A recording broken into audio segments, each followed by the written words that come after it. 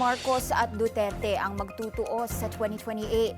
Ayon sa isang world-renowned political strategist, ang patuloy na bangayan ng dalawang higanting dinastiya posibleng maging daan para sa pagsibol ng third force. Yan ang exclusive Politico update ni Attorney Karen Jimeno. Ang dalawang political dynasty raw ng mga Marcos at Duterte ang huhugis sa politika sa darating na 2028 elections. Ayon yan sa kilalang international political strategist na si Aaron Shaviv.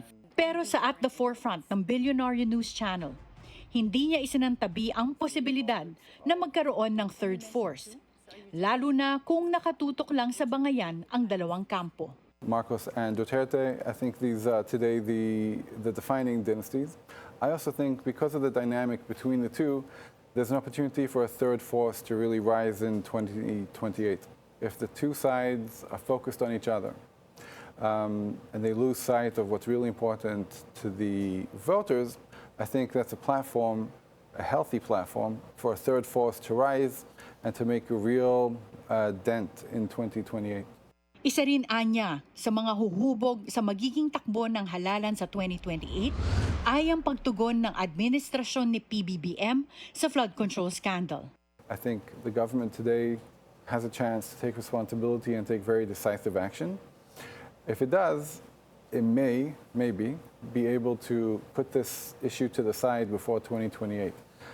But if it hesitates, and if it doesn't take care of this situation and doesn't remedy it, they may very well find this as a defining issue of 2028.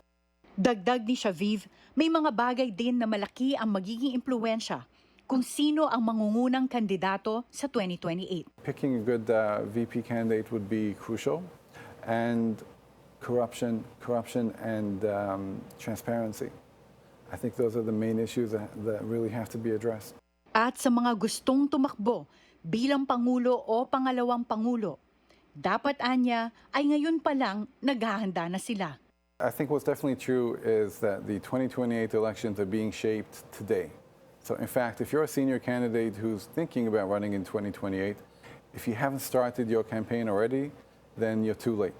Kilala si Shaviv bilang tagapagpayo sa mga presidente at prime ministers at bahagi ng pagpanalo ng mahigit 20 heads of state sa iba't ibang panig ng mundo.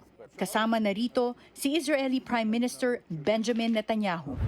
Para sa Politico Nightly, Attorney Karen Jimeno, Billionaire News Channel.